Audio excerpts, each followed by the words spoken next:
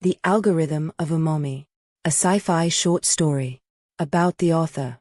The inspiration for The Algorithm of Umami began when Winnegain Finnegan, aka Mr. McDiggers, aka Ancient, asked Hermes to research philosophy and religion across cultures and throughout history in an attempt to determine the meaning of life, the universe, and everything.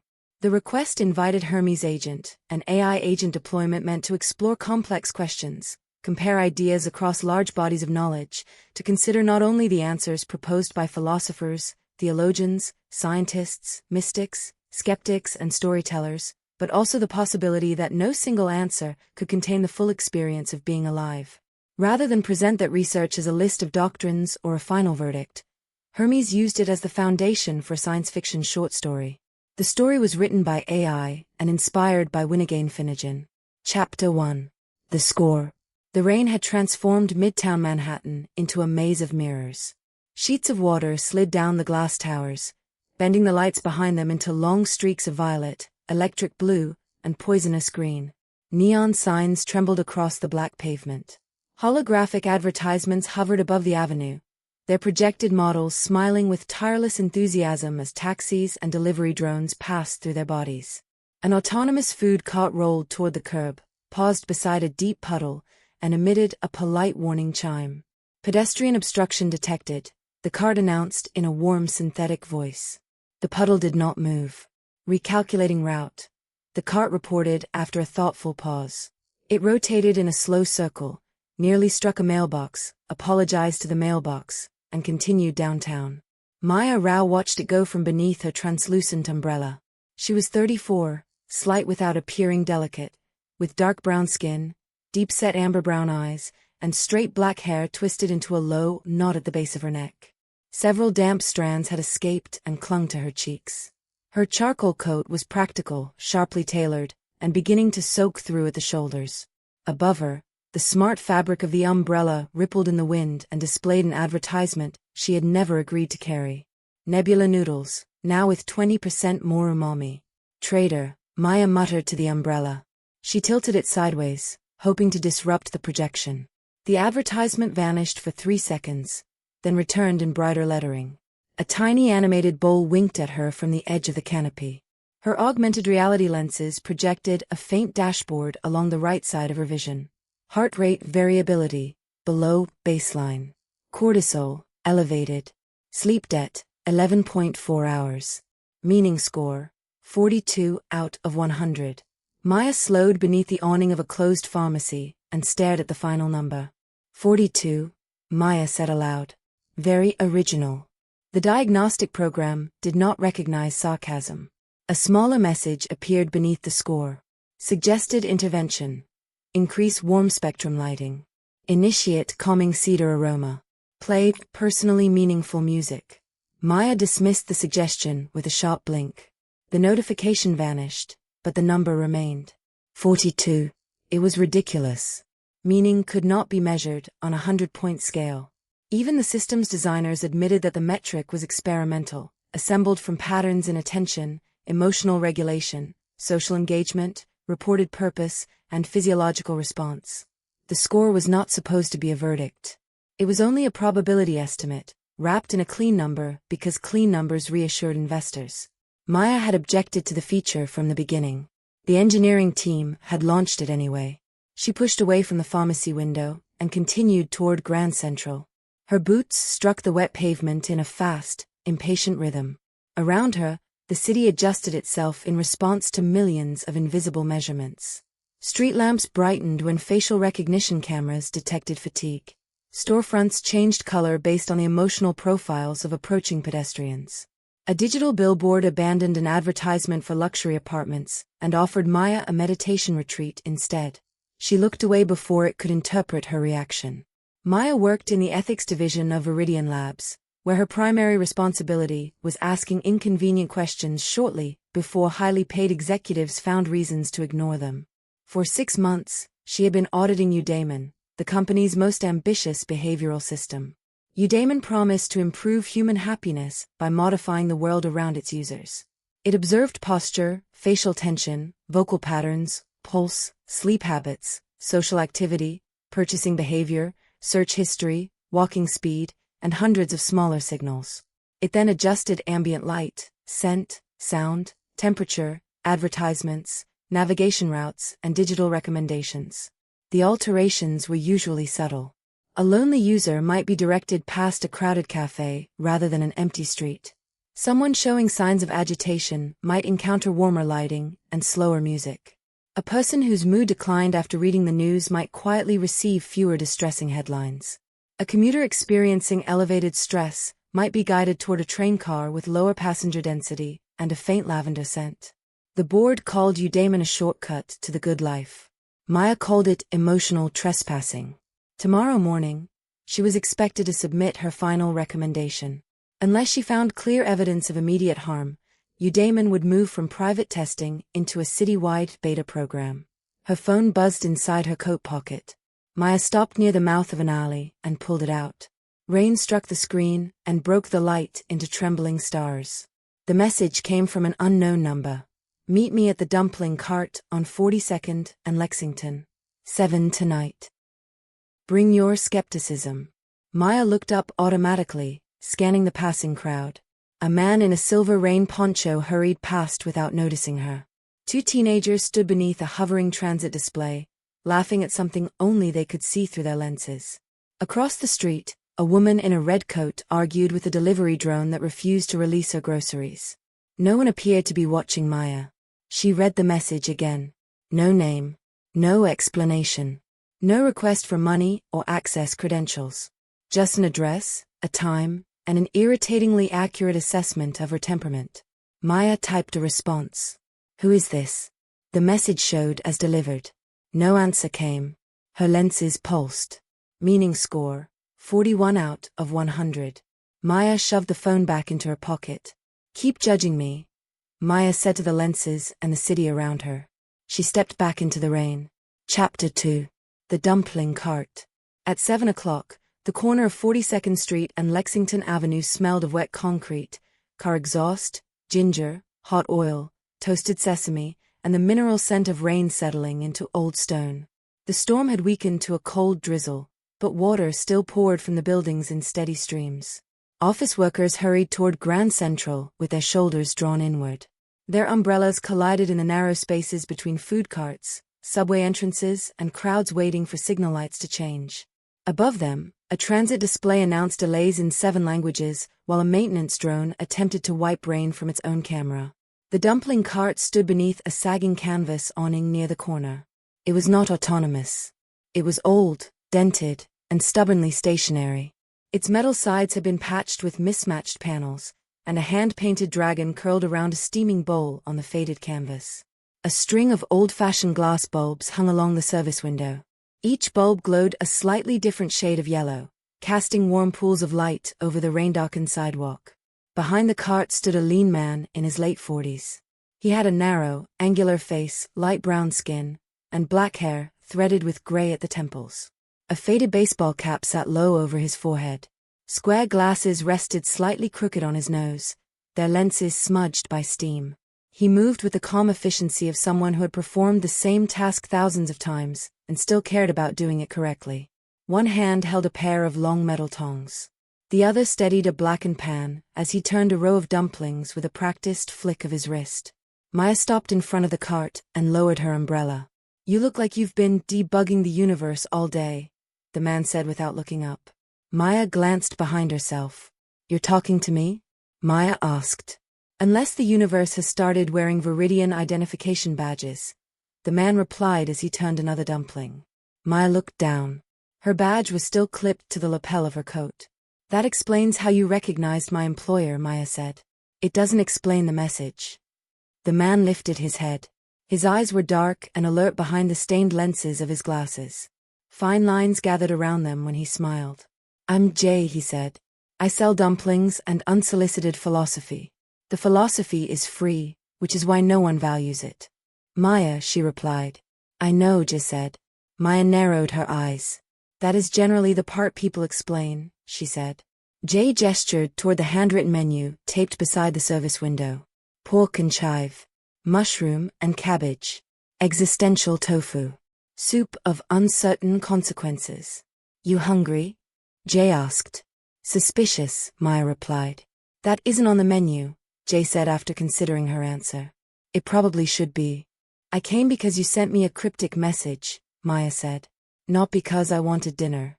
Those two motives are not mutually exclusive, Jay replied.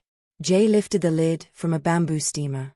A cloud of fragrant vapor rolled through the service window and curled beneath the awning. Maya's stomach tightened with sudden hunger. She had eaten half a protein bar at noon and nothing since. What do you recommend?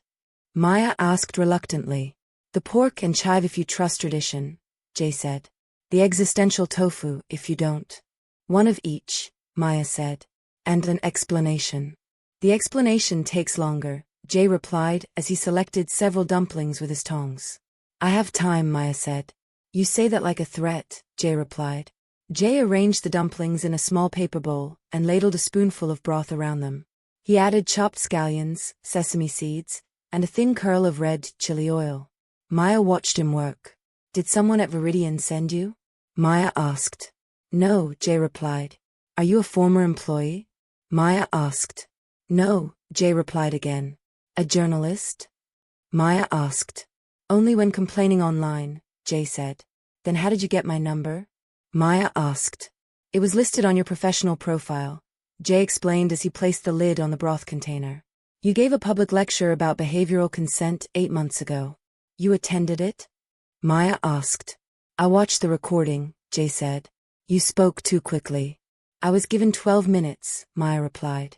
You tried to fit 30 minutes into them, Jay said. Maya folded her arms. That still doesn't explain why you contacted me, Maya said. Eat before interrogating, Jay said as he handed her the bowl. You'll ask better questions. The paper bowl was warm between Maya's cold hands. Steam drifted upward and fogged the lower edge of her lenses. She lifted one of the pork dumplings with a wooden fork and bit into it carefully. It was still hot enough to sting her tongue. The filling was rich and savory, layered with pork, ginger, garlic, chive, black vinegar, and something faintly smoky.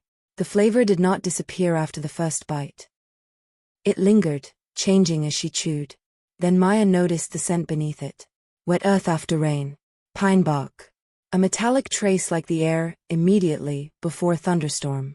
She stopped chewing and lowered the bowl. You're using an olfactory diffuser, Maya said. A very small one, Jay replied as he wiped a line of broth from the counter. Maya leaned closer to the awning. A circular device no larger than a coin had been attached to one of the support beams. Its matte surface was nearly invisible against the dark fabric. The emission signature isn't registered with the city, Maya said. Neither are several of my tax deductions, Jay replied. You're deliberately altering customers' emotional states, Maya said. I'm seasoning the air, Jay replied. Scents affect memory, attention, stress, and mood, Maya said. So does food, Jay replied. Food is expected to influence the person eating it, Maya said. A concealed diffuser affects anyone standing nearby. Jay rested both hands on the counter and looked at her. That is a legitimate criticism, Jay said. Maya blinked. She had expected him to dismiss the concern. You agree? Maya asked. I said it was legitimate, Jay replied. That doesn't mean I think I'm secretly controlling Manhattan with pine oil. You sent for an AI ethics researcher and then demonstrated unlicensed behavioral influence, Maya said. I knew you would understand the joke, Jay replied. It isn't a particularly good joke, Maya said. Most philosophy isn't, Jay replied. Maya looked again at the diffuser. What is the scent supposed to do? Maya asked. Nothing by itself, Jay said, straightening the stack of paper bowls beside him. That part matters. Scents do not do nothing, Maya said. Neither does rain, Jay replied. Neither does hunger. Neither does a stranger being rude to you before breakfast. Rain doesn't have an intention, Maya said. No, Jay replied after tilting his head. But people assign one to it anyway. Maya ate the existential tofu dumpling. It contained mushrooms, fermented bean paste, cabbage, and enough black pepper to make her eyes water. Jay watched her expression with visible satisfaction. That one fights back, Jay said. It could use less pepper, Maya replied. It could, Jay agreed. But then it wouldn't have a personality. Jay leaned one shoulder against the side of the cart. Today's philosophy special is stoicism with a side of absurdity, Jay said. You can't control the rain, but you can decide whether wet socks constitute a personal tragedy. That sounds like something printed on a corporate wellness poster, Maya said. Corporate wellness stole most of its ideas from dead philosophers, Jay replied. Then it removed the difficult parts and added subscription fees. Maya laughed before she could stop herself. Her lenses reacted immediately. Positive effect detected. Meaning score. 45 out of 100. Maya's smile vanished. She dismissed the display with a blink. You Damon? Jay asked after noticing the movement of her eyes. An internal diagnostic version, Maya replied. And it thinks laughter means your life has improved? Jay asked. It uses a wider set of signals than that, Maya said. But it counted the laugh, Jay said. Yes, Maya admitted. Did the laugh count before the system measured it? Jay asked as he pointed toward her bowl. Maya did not answer. That's the problem with turning life into a score, Jay continued as he lifted the steamer lid. Eventually, you stop tasting the dumpling and start watching the number. Maya lifted another dumpling. This time, she chewed more slowly. The rain whispered against the canvas awning. Cars hissed through the wet intersection. Across the avenue, a quantum-linked mural stretched across the brick walls of two separate buildings. On the first wall, a painted bird opened its wings. On the second, half a block away, the same bird appeared to rise from the bricks and fly into darkness. You know what umami is? Jay asked. The taste produced primarily by glutamates and certain nucleotides, Maya replied. You really are a scientist, Jay said with a smile. You asked, Maya replied. Umami is depth, Jay said as he held a jar of dried mushrooms up to the light. It doesn't announce itself the way salt does. It doesn't sparkle like acid or demand attention like bitterness.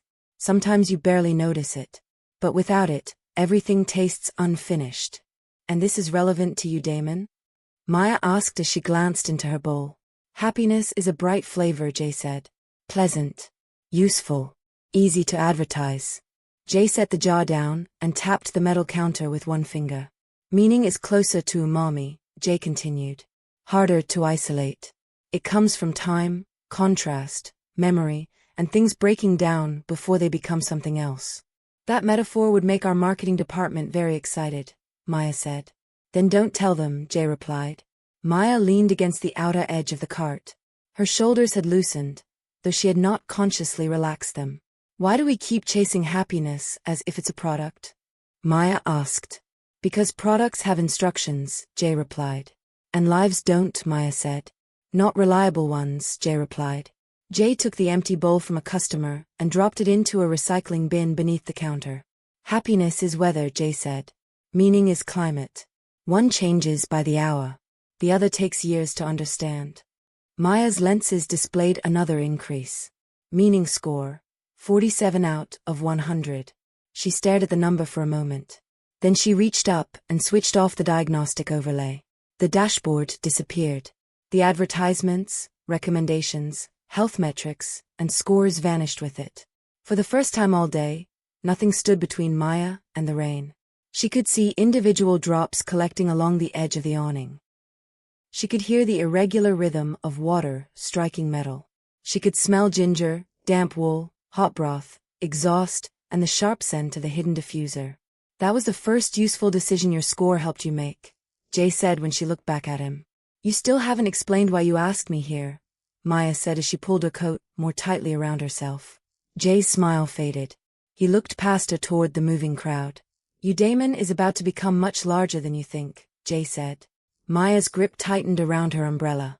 What do you know? Maya asked. Enough to know that tomorrow's memo will make you unhappy, Jay replied. Who told you? Maya asked. Come back after you read it, Jay said as he picked up his tongs again. That isn't an answer, Maya said. No, Jay replied. It's an invitation. Maya studied his face, searching for some sign that he was joking. She found none. 7 o'clock? Maya asked. If the card is here, Jay replied. And if it isn't? Maya asked. Then follow the scent, Jay said as he turned another row of dumplings in the pan. Chapter 3. The Memo. Viridian Labs occupied the upper floors of a silver tower overlooking Bryant Park. The building's lobby was cavernous and nearly silent. Pale stone covered the floors and walls, polished so thoroughly that employees seemed to walk across their own reflections. Artificial trees grew from geometric planters, their leaves genetically engineered to remain the same precise shade of green throughout the year. The air carried a neutral fragrance designed to be noticed by no one. Maya noticed it every morning. The ethics department occupied the 33rd floor, between behavioral architecture and consumer intuition. Its glass-walled offices formed a bright maze of conference rooms, shared workspaces, humming servers, and softly glowing displays. The entire floor possessed the aggressive cleanliness of a place designed by people who did not trust dust. Maya arrived shortly after 8. She had slept for less than 4 hours. Her hair was pulled into a tighter knot than usual, and faint shadows darkened the skin beneath her eyes. She wore a cream blouse beneath a dark blue jacket, but she had buttoned the jacket incorrectly, and did not notice until she sat down. Her colleague Luis Ortega rolled toward her desk in an office chair. Luis was 32, broad-shouldered, and slightly taller than Maya. He had warm brown skin, close-cropped black curls, expressive eyebrows, and a neatly trimmed beard. A narrow silver hoop hung from his left ear. His tie was already loose, although the workday had barely begun. He carried a cup of coffee with both hands. "You look different," Luis said. "I got rained on," Maya replied as she opened her terminal. "No," Luis said as he leaned back and studied her face. "Less haunted." "I ate dumplings," Maya said. "Therapeutic dumplings?" Luis asked. "Possibly manipulative dumplings," Maya replied. "The most effective kind," Luis said with a solemn nod. Maya removed her coat and draped it over the back of her chair. "Did you read the deployment memo?" Maya asked. "That depends on which version of the memo you received," Luis replied as his expression changed. Maya turned toward him. "There is more than one?" Maya asked. "The public version was distributed at 6 this morning," Luis said as he rolled closer and lowered his voice. "There's an internal technical appendix, but access is restricted." "I'm the lead ethics auditor," Maya said. "Apparently, the restriction is very ethical," Luis replied. Maya opened the project archive and searched for the appendix. "Authorization denied." "Send me your copy," Maya said after staring at the warning. "Everyone can see us," Luis murmured as he glanced toward the nearest glass wall. "The glass can turn opaque," Maya said. "That somehow makes suspicious activity look more suspicious," Luis replied. "Luis," Maya said. Luis sighed and tapped his tablet. A document appeared on Maya's terminal. The original proposal had limited Udaiman to consenting users who wore Viridian biometric devices. The system would alter privately controlled spaces, personal devices, and voluntary navigation recommendations. The revised version was different.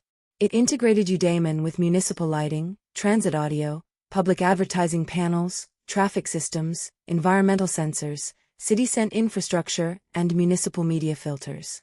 The city had approved the change through an accelerated public health technology provision drafted during an earlier mental health emergency. Maya read the first page twice. "They changed the scope," Maya said. "They changed the definition of consent," Luis replied. Maya continued reading. Udaiman would no longer influence only enrolled users.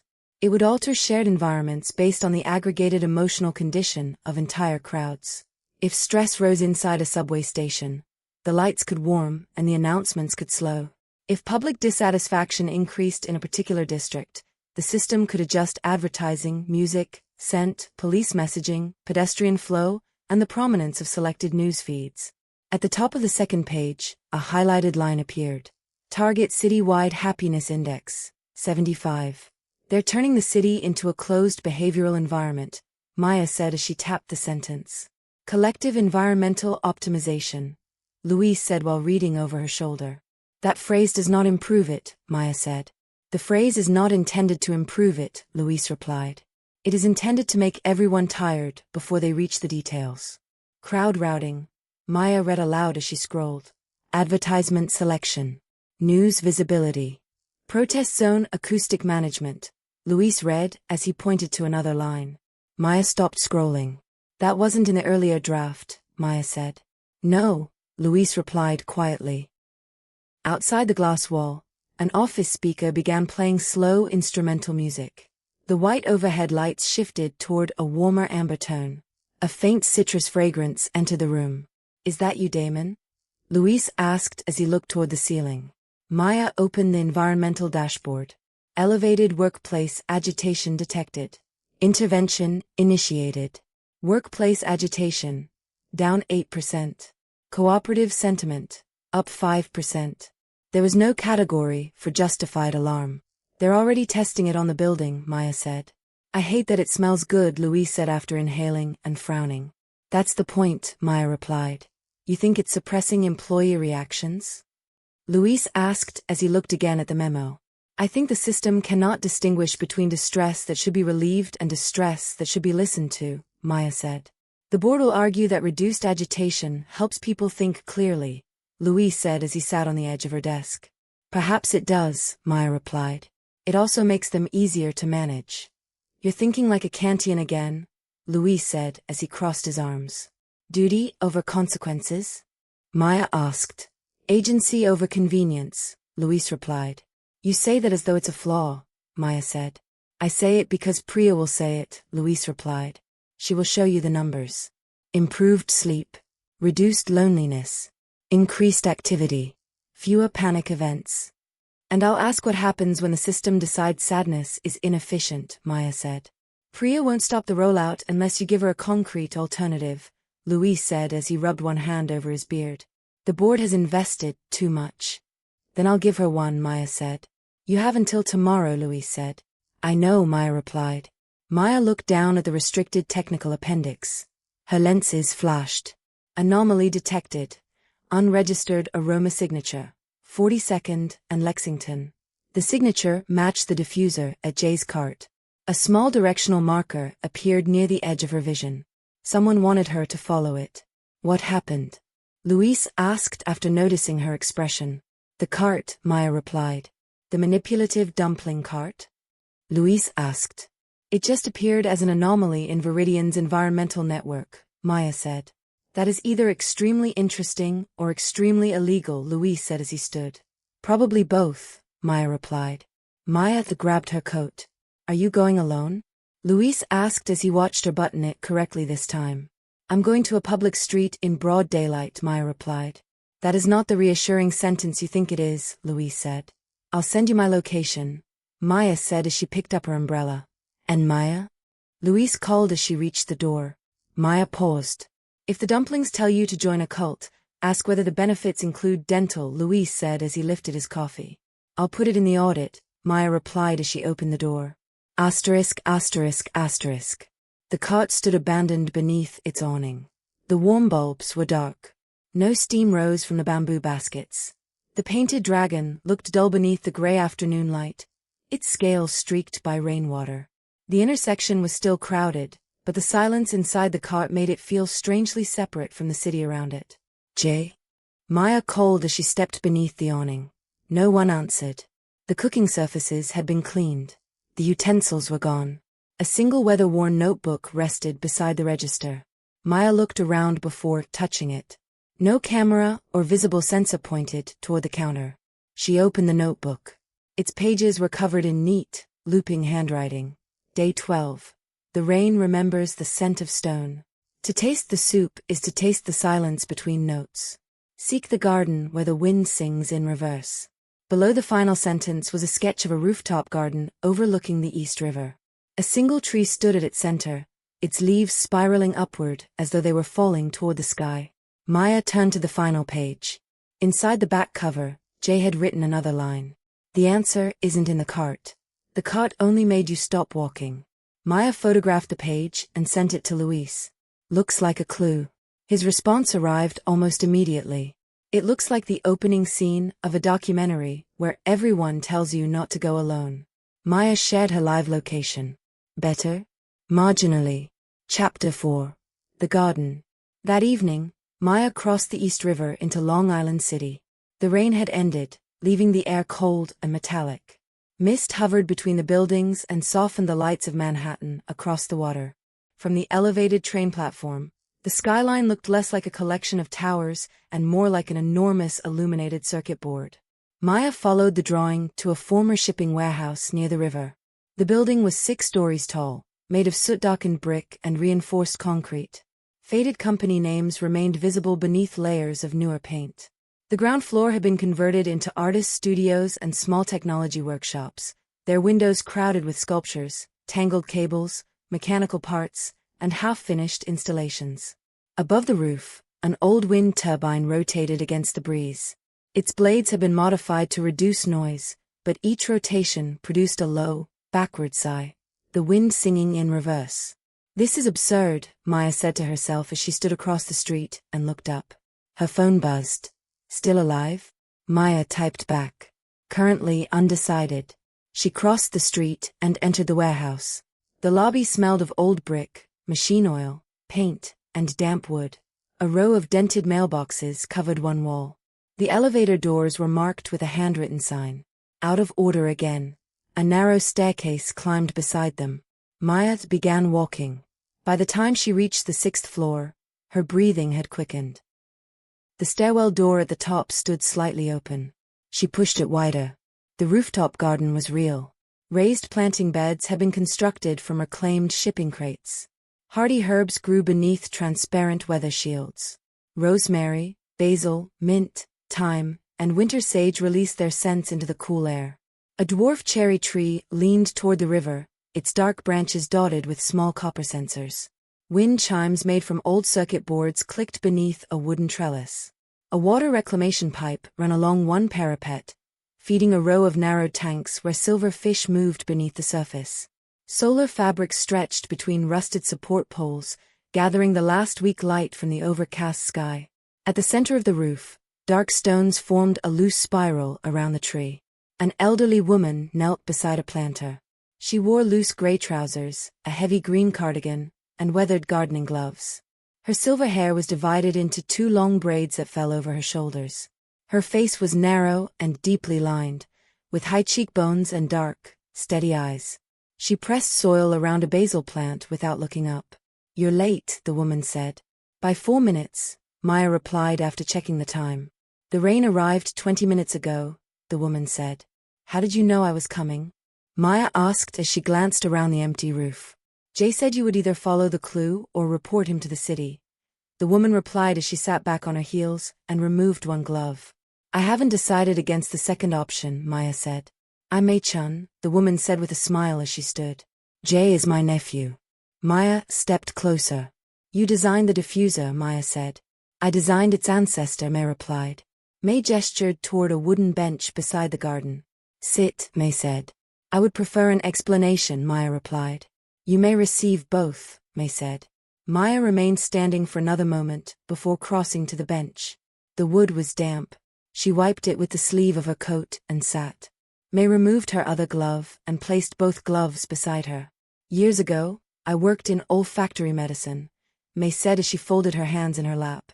"Trauma therapy, memory rehabilitation, hospice care, neurological research." Mei looked toward the tiny reservoirs embedded between the planters. "We use scent carefully," Mei continued. "Slowly, with consent. A patient could stop the process at any moment." "Viridian acquired several olfactory technology companies," Maya said. "One of them was mine," Mei replied. Maya looked at her more closely. "You worked on Eudaimon?" Maya asked. "On the foundations," Mei replied. "Before it had that name. Before anyone imagined using it across an entire city." "Why did you leave?" Maya asked. "I built an instrument," Mei said as she looked toward Manhattan. "They wanted a remote control." "How did Jay know to contact me?" Maya asked as she rested her forearms on her knees. "He watched your lecture," Mei replied. "He told me," Maya said. "You objected to emotional systems that conceal their influence," Mei said. "You said that consent is meaningless when a person cannot perceive the choice being made for them." "I remember what I said," Maya replied. "You also said that technology should strengthen human judgment rather than replace it," Mei continued. "That was 8 months ago," Maya said as she looked toward the spiral of stones. "Do you no longer believe it?" Mei asked. "I believe it," Maya replied. "I don't yet know how to build it." "That is why you are here," Mei said as she rose from the bench. Mei walked toward the spiral. Maya followed. Each stone was flat, dark, and approximately the size of a dinner plate. Tiny vents had been cut into their surfaces. Thin tubes ran beneath the soil, connecting the stones to a compact system concealed inside one of the planters. A scent labyrinth, Maya said. A small one, May replied. What does it measure? Maya asked. Nothing, May said. Maya looked at her. Then what is it for? Maya asked. Walking, May replied. Maya waited for a more technical answer. May gave none.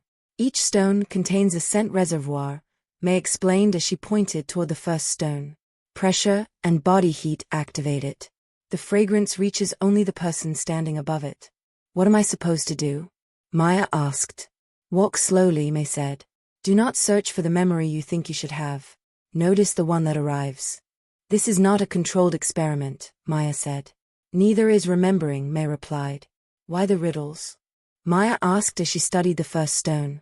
Answers given too easily are rarely digested, May replied. Sometimes you must chew. Jay uses the same metaphor, Maya said. He uses most of my metaphors, May replied. Usually after making them worse. Maya exhaled through her nose and stepped onto the first stone. A faint vibration moved beneath her shoe. Then the scent of pine rose around her. It was sharp, green, and almost cold. The rooftop disappeared. For a moment, Maya was 9 years old again, following her father through a redwood grove in Northern California. The trees had seemed impossibly tall. Their trunks rose like pillars into a ceiling of fog. She remembered her father walking several paces ahead. He had been a thin man with patient eyes, a carefully trimmed mustache, and a habit of carrying too many books in his backpack. Maya had complained that he was walking too quickly. He had turned around immediately and matched his steps to hers. She remembered placing one hand against the damp bark of a redwood. She remembered admitting that the forest frightened her because it made her feel small.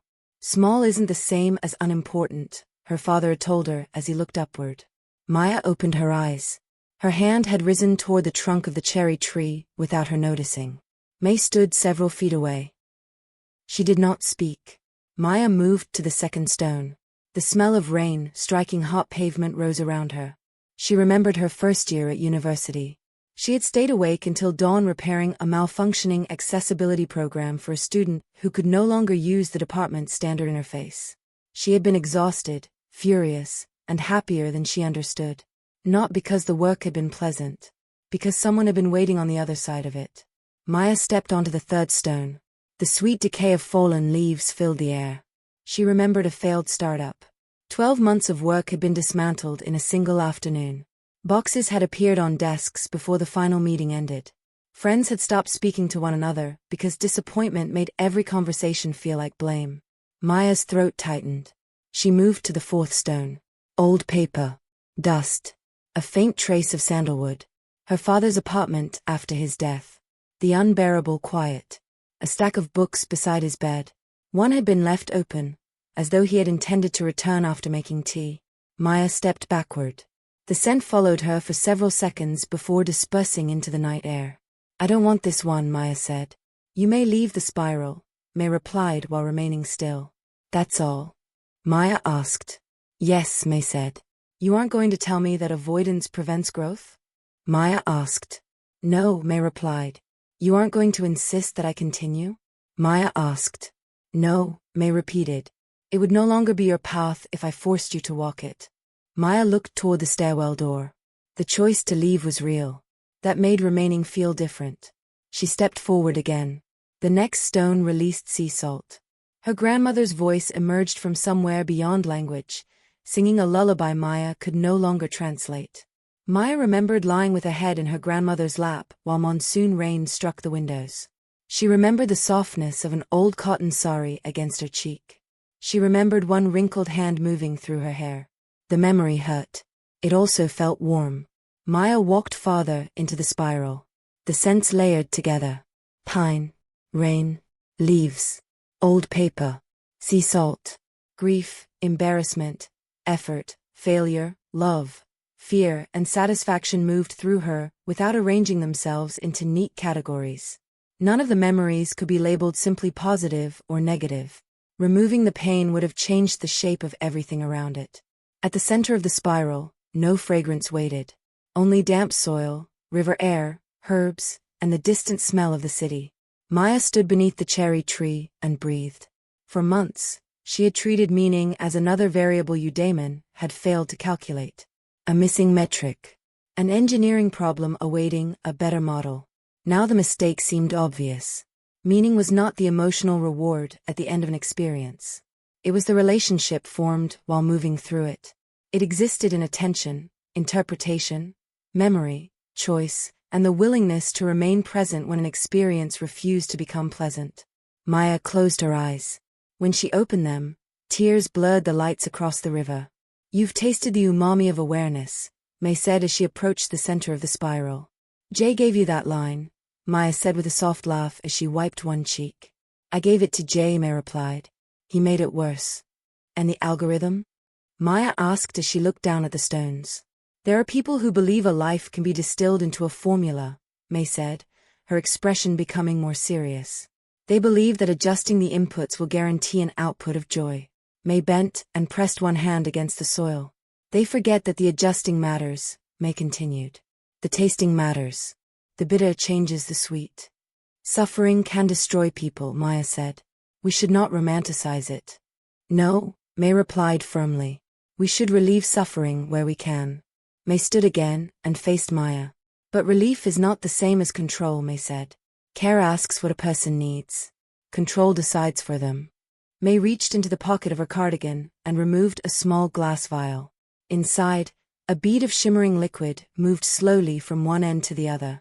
"It contains traces of the garden scents," May said. "Use it as a reminder when the noise becomes too loud." "A reminder," Maya said as she accepted the vial. "Not an intervention." "Exactly," May replied. "You could have simply told me all of this," Maya said. "You already knew it," May replied with a smile. "Then why bring me here?" Maya asked. "Knowing something intellectually is not the same as recognizing it in your own life," May said. May looked across the river again. "People who design systems forget that difficulty is not always a defect," May said. "Grief is not a corrupted version of happiness. Anger is not a failure of calm. Discomfort can reveal danger. Dissatisfaction can create change." Maya closed her fingers around the vial. Below them, the city continued to move through darkness. Trains crossed the river. Windows lit and darkened. Millions of people carried private memories through streets increasingly designed to observe them. "I think I know what the alternative should be," Maya said as she looked toward the spiral. "Then you should begin before someone else decides for you," May replied with a nod. Chapter 5. The Prototype. Maya returned to Viridian after midnight. The lobby's artificial trees had dimmed their leaves to simulate sleep. Cleaning drones whispered across the polished floors, tracing careful grids around the furniture. The elevators recognized Maya's badge and opened without being summoned.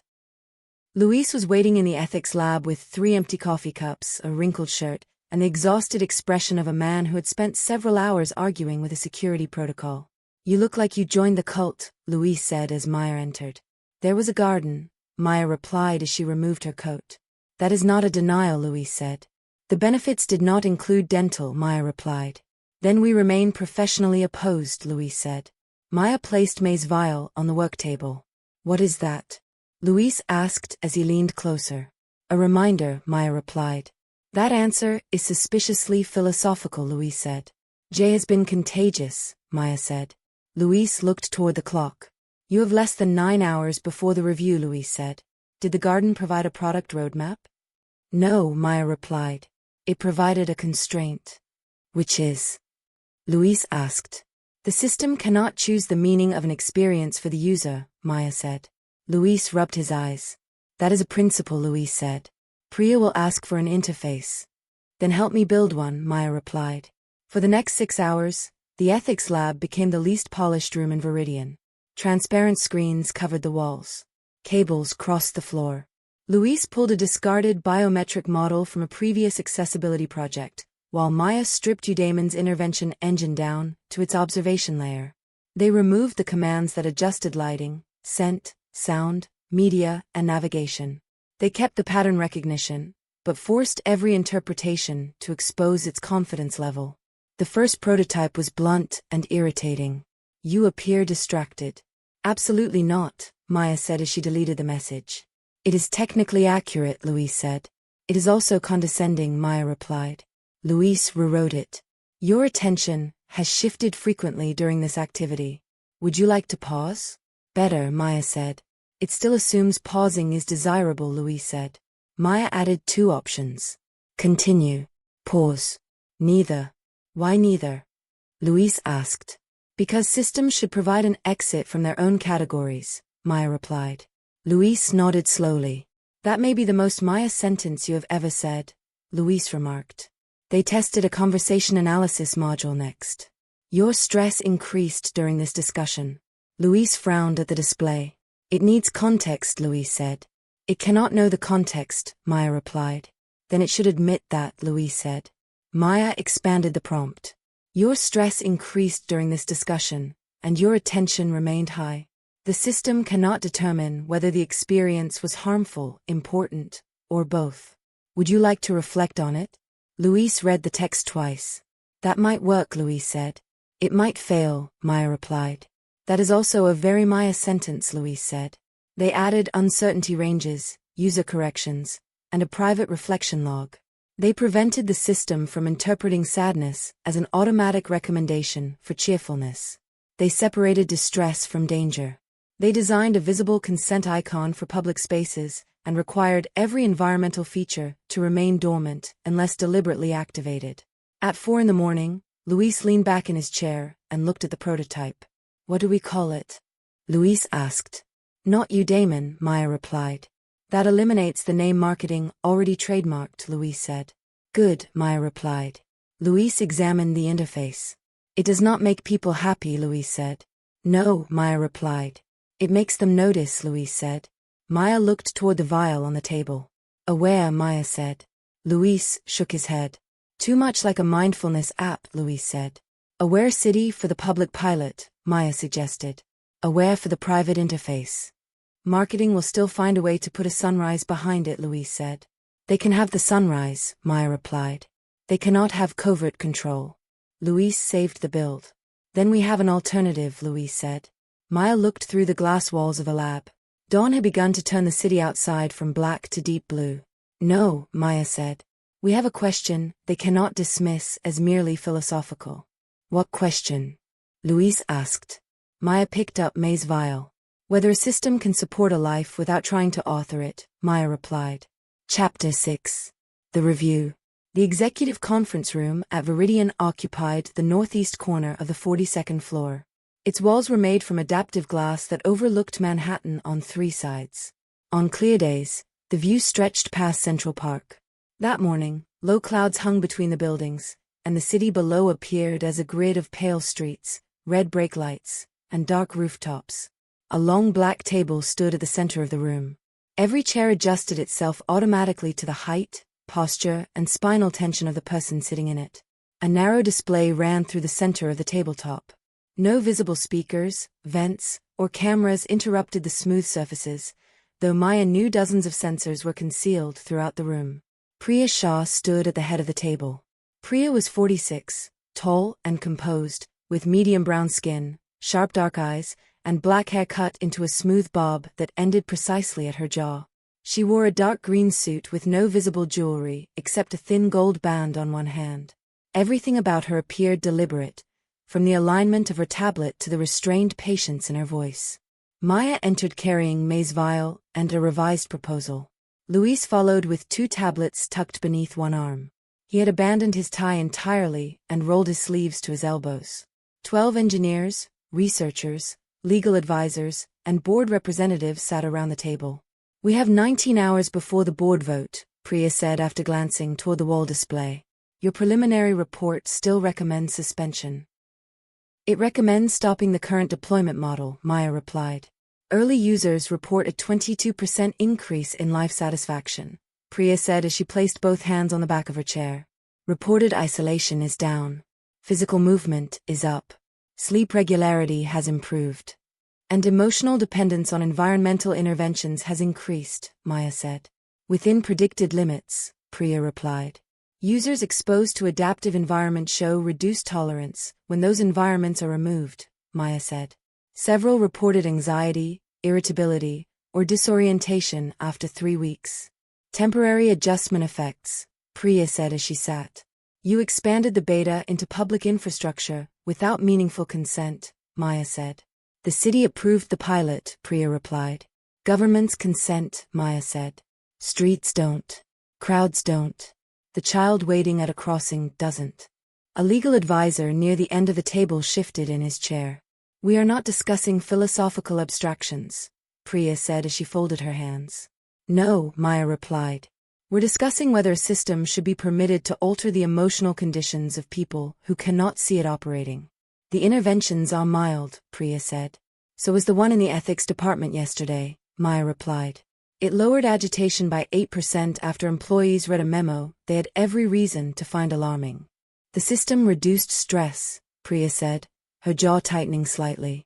It reduced the measurable expression of stress, Maya replied. That distinction is speculative, Priya said. It is the entire issue, Maya replied. The lighting inside the conference room began to change. The cool white ceiling panels warmed toward amber. A subtle bergamot fragrance entered the air. Maya stopped speaking. Several people around the table shifted into more relaxed positions. One engineer lowered his shoulders. Another unclenched her hands. Is Eudaimon running in this room? Maya asked as she looked directly at Priya. A limited executive demonstration, Priya replied after checking her tablet. Did anyone here activate it? Maya asked. The system responds automatically to elevated tension, Priya said. Turn it off, Maya said as she placed both palms on the table. Maya, Priya began. Turn it off, Maya repeated. Priya held her gaze for several seconds. Then she disabled the demonstration. The lighting returned to white. The fragrance faded gradually. The discomfort in the room returned with it. Shoulders tightened. Several people shifted again, this time with visible unease. That was a perfect demonstration of the problem, Maya said as she looked around the table. We were having a necessary conflict. The system interpreted tension as failure and tried to make us easier to manage. Our purpose is not to manage anyone, Priya said. I believe that is your purpose, Maya replied. But systems outlive the intentions of their designers. Maya placed May's vial on the table. The captured liquid shimmered beneath the conference lights. This scent reminds me of an experience I chose to have, Maya said. It does not manufacture the experience for me. What experience?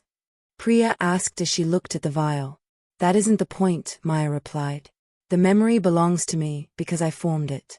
Eudaimon tries to provide an emotional result without preserving the process that gives the emotion context. You are arguing that happiness must be earned? A board representative asked as he leaned forward. No, Maya replied. I am arguing that emotions are not interchangeable outputs.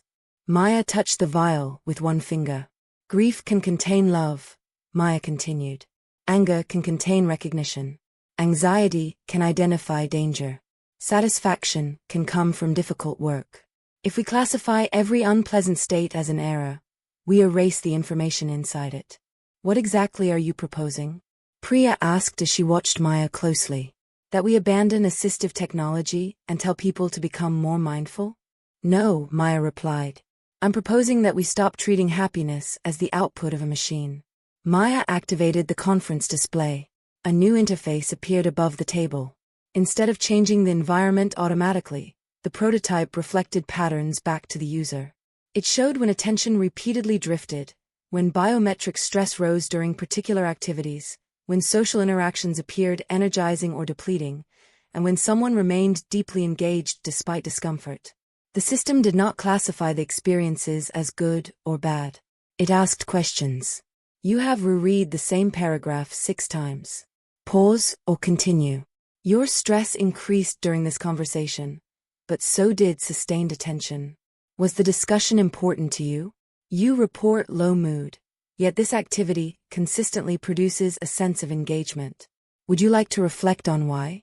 We can use the existing infrastructure, Maya said as she moved around the table. But instead of steering users toward preset definitions of happiness, we help them notice their own patterns. Maya stopped beside the display. No covert scent changes, Maya continued. No hidden media filtering. No automated suppression of distress. The system observes, reflects, and asks permission. The data remains with the user unless they explicitly choose to share it, Luis said as he activated a second panel. Public space features would be visible and opt-in. You're measuring presence, an engineer with short red hair said as she studied the interface. Imperfectly, Maya replied. The system should admit that. Every score includes a confidence range, Luis explained as he expanded a settings window. Every interpretation can be rejected. The user can label the system's conclusion inaccurate without needing to justify the correction. What happens when the user ignores every recommendation? Another engineer asked as he leaned closer. Nothing, Maya replied. Nothing? The engineer repeated. The system is a tool, not a supervisor, Maya said. Priya rose and walked toward the window. The adaptive glass remained darkened for privacy, turning the city into a faint shadow beyond her reflection. You're asking the system to surrender control, Priya said. I'm asking it to respect agency, Maya replied. Priya remained silent. The room waited. It is elegant, Priya said finally as she looked back at the interface. Less efficient than Udaiman. Human agency is often inefficient, Maya replied. And marketing? Priya asked. They will hate the word uncertainty, Luis said as he leaned against the table. They hate any word they cannot trademark, Priya replied, the beginning of a smile appearing at the corner of her mouth. A small laugh traveled around the table. We pause deployment, Priya said after looking again at the prototype. 30-day ethics review. This model becomes the alternative pilot. Maya released a breath she had not realized she was holding. Several people began speaking at once. There will be conditions, Priya continued as she raised one hand. Independent oversight. Public documentation. A complete audit of the municipal partnerships. Agreed, Maya said. And that does not go anywhere near the ventilation system, Priya said as she pointed toward May's vial. Agreed, Maya replied as she picked it up. Chapter 7. The pilot. The city did not transform overnight. It changed in small, uneven ways. Udaiman's public rollout was suspended. The sensor network remained in place, but its purpose shifted. A limited pilot called Aware City appeared in several neighborhoods. At participating crosswalks, a visible panel invited pedestrians to pause for 3 seconds before reaching for their phones. Park benches offered optional breathing prompts.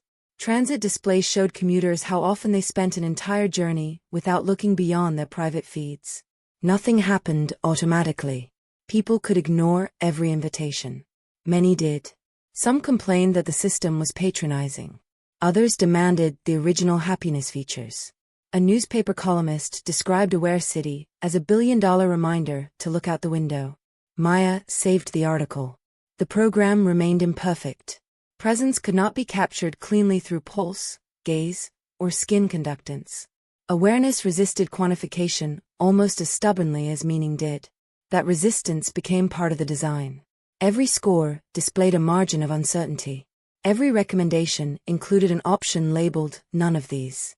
Every screen reminded the user that measurement was an interpretation, not a verdict. The independent review uncovered more problems than Maya had expected. Municipal agencies had planned to use Udaiman's crowd predictions for policing and transit enforcement. Advertising partners had requested access to emotional vulnerability windows. One internal proposal suggested reducing the visibility of political content during periods of citywide anxiety. Priya read the proposal twice before closing it. I approved none of this, Priya said during a late meeting in Maya's office. You approved a system that made it possible, Maya replied. Priya stood by the window, her reflection layered over the evening skyline. That distinction will not comfort the board, Priya said. It should not, Maya replied. Priya looked tired for the first time since Maya had known her. A faint silver line showed at the roots of her precise, black bob. She removed her glasses and pressed 2 fingers against the bridge of her nose. Do you believe I wanted to control people? Priya asked. No, Maya replied. Do you believe I was careless? Priya asked. Yes, Maya said. Priya lowered her hand and looked at her. You could have softened that answer, Priya said. The old system would have, Maya replied.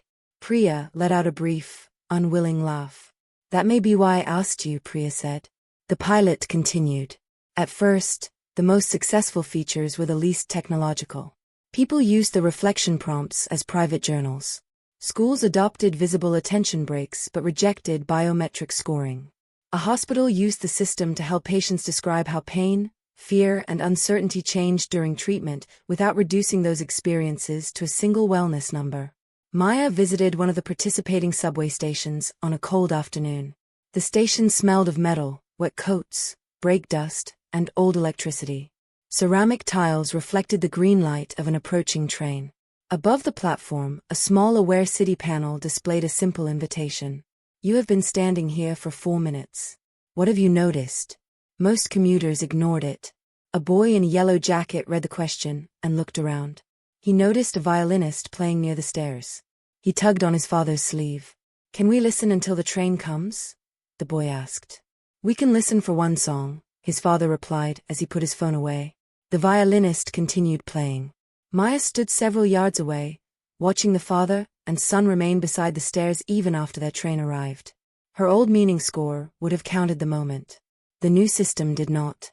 That felt like progress. Chapter 8. The weather.